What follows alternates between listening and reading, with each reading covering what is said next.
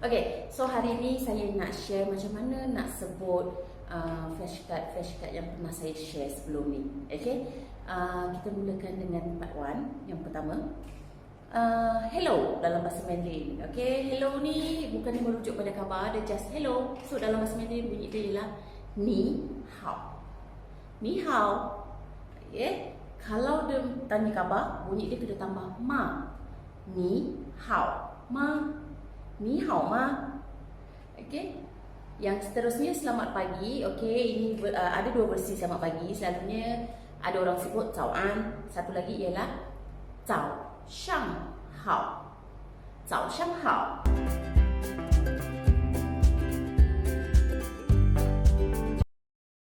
Where are you going in Tamil is yenga poringa. Yenga is where, poringa is go. Yenga poringa. When you want to tell people what's your name, you say yen peru. Yen is mine. Peru is name. So yen peru Nandini. Good morning in Tamil is kalai vanakkam. Kalai is morning, vanakkam is hello.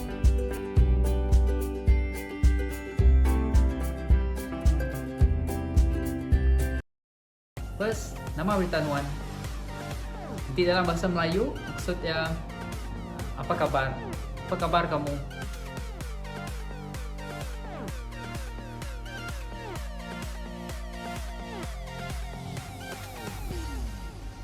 Pukul berapa, Datuk?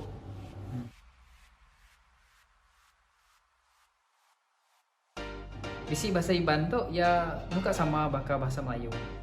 First, mandi. Mandi. Maksudnya mandi.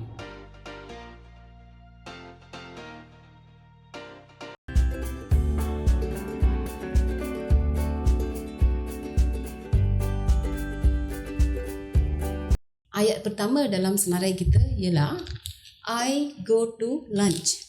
Saya hendak pergi makan. Iaitu perbuatan ni belum berlaku. Jadi kita perlukan the present continuous tense. Iaitu bentuknya am, is, are plus verb plus ing.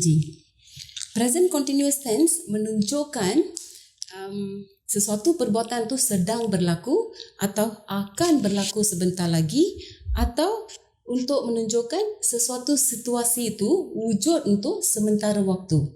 Di sini perbuatan ini akan berlaku. Jadi I am going to lunch.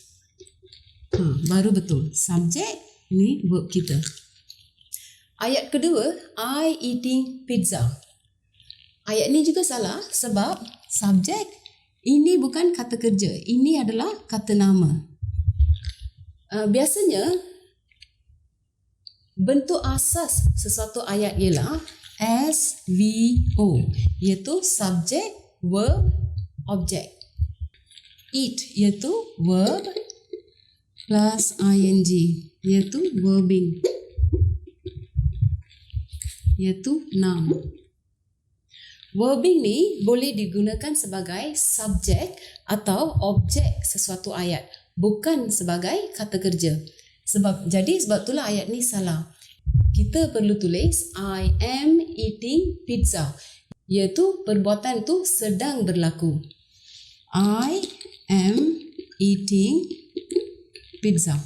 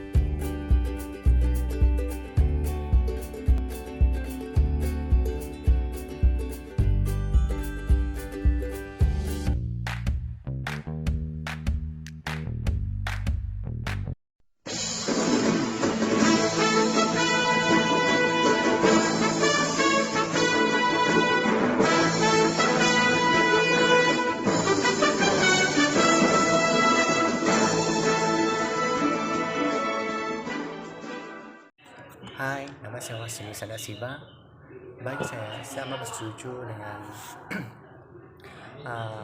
bahawa bahasa amat penting dalam perpaduan kaum, terutamanya masyarakat Malaysia yang berbilang kaum, dan majmuk telah mewujudkan masalah polarisasi kaum terutamanya di kalangan pelajar.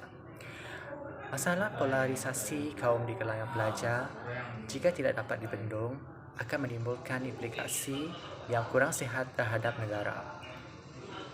Salah satu ialah keteguhan sesebuah negara bergantung kepada perpaduan rakyatnya. Bukan? Pemisahan kaum antara pelajar-pelajar boleh menimbulkan permusuhan dan pergaduhan.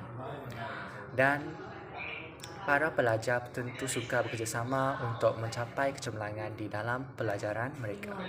Jika setiap kaum mengutamakan bangsa sendiri, hal ini akan menimbulkan pula prasangka dan salah faham yang pasti meregangkan hubungan pelajar.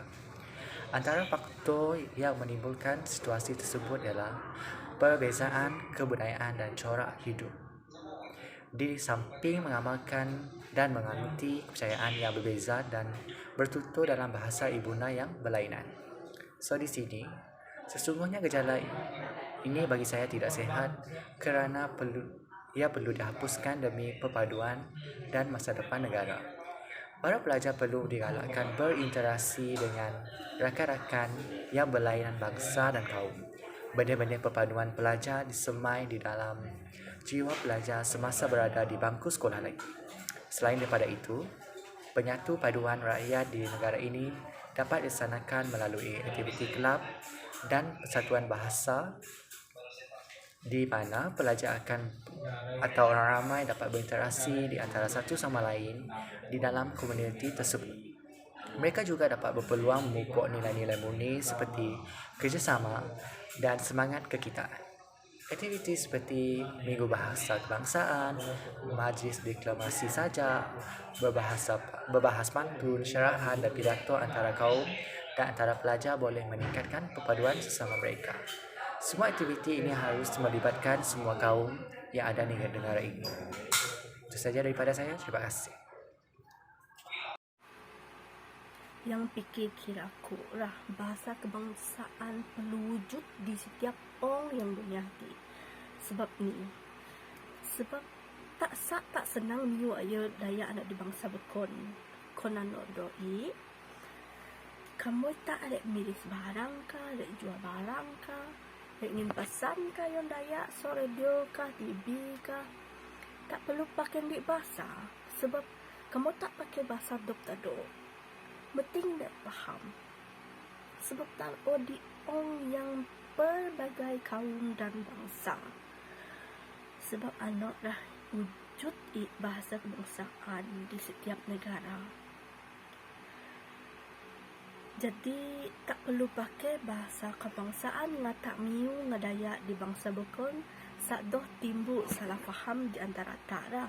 Kamu tak doh faham miu bara, mungkin bara faham miu tak doh. And so bahasa bangsaan tak dapat mupuk semangat perpaduan yang negara tak. Sebab tak akan faham ini yang bara iradaan. Bukan anak do ira tak akan pakai di bahasa untuk tak kerja, untuk tak masa-masa di dunia ti. Sebab mun kudaan tia tak di orang yang berkot bangsa ayo kaum le berkon. And then seporok bangsa and kaum le berkon lo bahasa dopi. Sebab anak lah tak perlu gindi bahasa untuk tak berkomunikasi antara satu sama lain. Mengikut faham kau lah, aku setuju bahasa tu kena jadi alat watau angai dagen perpaduan. Sebab setiap bahasa tu baik keunikan sian. Sebab yang lakuman bahasa kawa semua nenawan kena tahu gak bangsa japa-japa. Bahasa tu kawa nebat jelau-jelau dagen pergaulan masyarakat. Buyak ketan yan lah apa dengar bahasa jiwa bangsa. Kuman bahasa wak nebak telau, alikau kek kena tahu gak bangsa masing-masing. Bak sutu, mun akau telabau pebak bahasa Melayu, alikau kek mesti tahu yin akau likau Melayu, kuman Malaysia. Hello, sama lemai. Nama aku Simon. Jadi malam tu aku akan nyawut cetek lah katanya. Ianya, amai kah bahasa tu boleh nyatukan kita sama rakyat. Ya, amai. Bukan mulapa. Okay. Bab pendapat aku lah. Cetek. Bahasa tu, sebagai contoh lah. Nanti kita betul-betul dalam cetek bahasa. Ianya, bahasa Malaysia. Lepas kita dia negara Malaysia. Jadi, bahasa Malaysia lah sebagai bahasa rasmi kita yang jauh. Okay, contoh, nanti bakal aku kat berandau dengan orang lain bangsa, lain agama, ya akan boleh terjadi laban semua orang nemu bahasa Malaysia. Jadi ketegal kita nemu bahasa titik bahasa, kita boleh nanya sidak ya, nanya nama bawa sidak ya, nama adat sidak, kepercayaan sidak kini kita boleh faham sidak ya. Paling penting kita boleh faham seseorangnya melalui satu bahasa. Sebab kita apa? Sebab kita berkomunikasi, kita berjaku antara satu sama lain. Disebabkannya secara tidak langsung lah, ia akan boleh menimbulkan rasa hormat kita dalam diri kita, ngagai orang lain, ngagai semua orang bersiri kita. Jadi ya, ialah salah satu kepentingan bahasa baku. Ia boleh mewujudkan rasa hormat dalam kalangan kita yang orang bukai.